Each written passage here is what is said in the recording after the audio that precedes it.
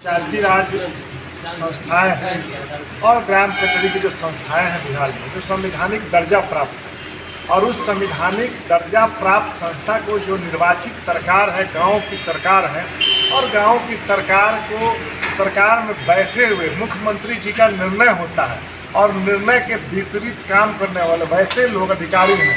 जिनके खिलाफ हम लोग लगातार सरकार से मांग करते आ रहे हैं। और सरकार ने, माननीय मुख्यमंत्री जी ने कई निर्णय जो सकारात्मक निर्णय लिया था उसमें अभी तक पंचायत सरकार भवन का ही मामला उदाहरण के तौर पर ताज़ा मामला है,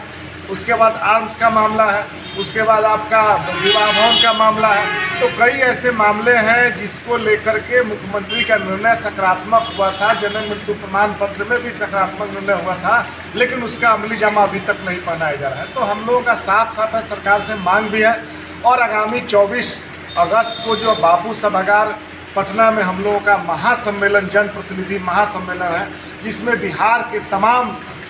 ये पंचायती राज संस्थाओं के प्रतिनिधि और ग्राम कचहरी के प्रतिनिधि भारी संख्या में पटना आ रहे हैं। और हम लोग लगातार सरकार से गाँव की सरकार की स्वतंत्रता के लिए, पंचायती राज आयोग का गठन करने के लिए, पंचायत प्रतिनिधियों को जो मासिक भत्ता मिलता है उसी अनुरूप पेंशन की भी सुविधा मिले, ताकि जो माननीय जनप्रतिनिधि हैं, विधायक और विधान पार्षद और एमपी हैं, उनको पेंशन की सुविधा मिलती है तो फिर निर्वाचित सरकार, गांव की सरकार के प्रतिनिधियों को क्यों नहीं है सुविधा मिली। हमारा मांग कई है। राजस्व नियमावली का मामला है कि पूरे देश में राजस्व नियमावली बन चुका है और सभी जगह टैक्सेशन के लाभ, बिजली बिल का 4%, जमीन निबंधन का 4%, बिल्डिंग बाई लॉज बना हुआ है और करोड़ों करोड़ राशि टैक्सेशन से मिलता है पंचायती राज संस्थाओं को। आखिर बिहार को वंचित रखने का कारण क्या है? हमारा कई मांग है, तो सबको लेकर के हम लोग अपनी ताकत, अपनी एकता हम सरकार से कहना चाहते हैं। इस चुनावी साल में अभी आदर्श आचार संहिता में 2 महीना बाकी है, तो हम लोग 24 तारीख को जो सरकार के जो हम लोग अपना मांग के समर्थन में प्रस्ताव पारित करेंगे, उस प्रस्ताव के आलोक में सरकार से अपेक्षा रखेंगे, सरकार से हम लोग उम्मीद रखेंगे कि सरकार हमारी बातों को निश्चित रूप से सुनेंगी। और जो एमएलसी चुनाव में स्थानीय निकाय में बोलेंगे, हमारे साथ में है पंच सरपंच संघ के अध्यक्ष जी, बस अभी बात बताएंगे। स्थानीय निकाय का एमएलसी का चुनाव होता है, उसमें ग्राम कचहरी के जो भी प्रतिनिधि हैं उनको भी मतदाता बनाया जाए, जिसकी अनुशंसा हम लोग लगातार सरकार से मांग कर रहे हैं। मनरेगा को लेकर मामला है कि 22, 23, 23, 24, 24, 25 लगातार सामग्री का भुगतान नहीं किया जाएगा। 4-4 सालों से मनरेगा को बंद कर दिया गया है, तुगलकी फरमान जारी करके। जो विभागीय सेक्रेटरी हैं वह किस प्रकार से मतलब काम आज आप देखने काम किए होंगे। नल जल योजना को ही आप देखे होंगे कि नल जल योजना और सोलर स्ट्रीट लाइट योजना की क्या हाल बनी हुई है। आज गांव में जो वार्ड सदस्य के जिम्मे वार्ड के प्रबंधन समिति है वह पूरी तरह असफल फेल साबित हो चुका है और पीएचडी के माध्यम से जो कार्य कराया जा रहा है उसकी पूरी गुणवत्ता खराब है। इसलिए हम लोग कहें कि पुनः वार्ड सदस्यों के हवाले किया जाए। और कई मांग है जिसको लेकर के हम लोग पटना में 24 अगस्त को जो हम लोगों का महासम्मेलन है उसमें सबको हम लोग न्योता देने के लिए निकले हुए हैं। और आज आरा की, भोजपुर की धरती पर हम लोग यहाँ संदेश दे रहे हैं और पंचायत प्रतिनिधियों को भी और सत्ता शासन प्रशासन में बैठे हुए लोगों को भी कहना चाहते हैं कि हम सभी एक हैं, संगठित हैं। सरकार आपको बात हमारी सुनना पड़ेगा। प्रेस वार्ता आप लोग कर रहे हैं।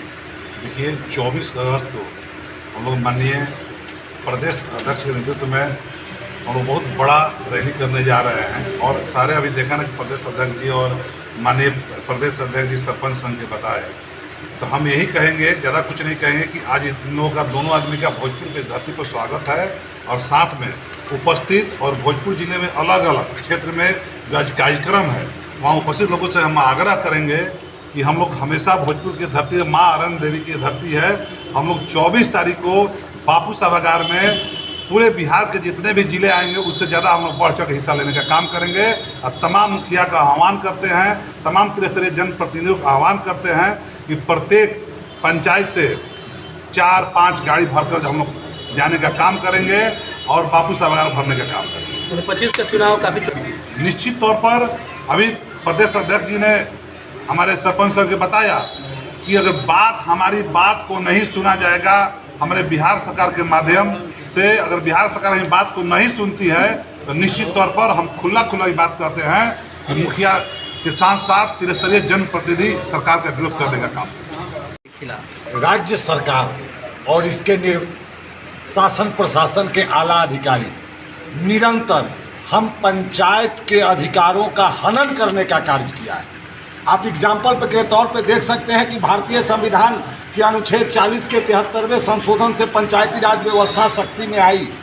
और उसका एक ग्राम सभा, लोकसभा, विधानसभा और एक ग्राम सभा नामक शब्द जो है आज वो हाशिए पर है। आज उस आम आवाम को, जो राज्य की 85% आबादी है जो गांव में रहती है, उसका नेतृत्व करता हमारे त्रिस्तरीय एवं ग्राम कचहरी के प्रतिनिधि हैं।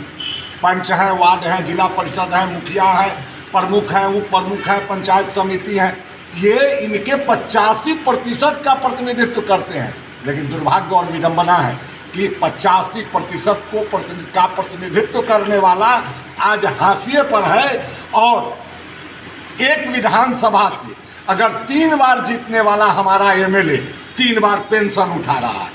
तो फिर हम पंचायत प्रतिनिधियों को पेंशन क्यों नहीं? जब सारे आयोग का गठन हो सकता है तो फिर पंचायती राज आयोग का गठन क्यों नहीं?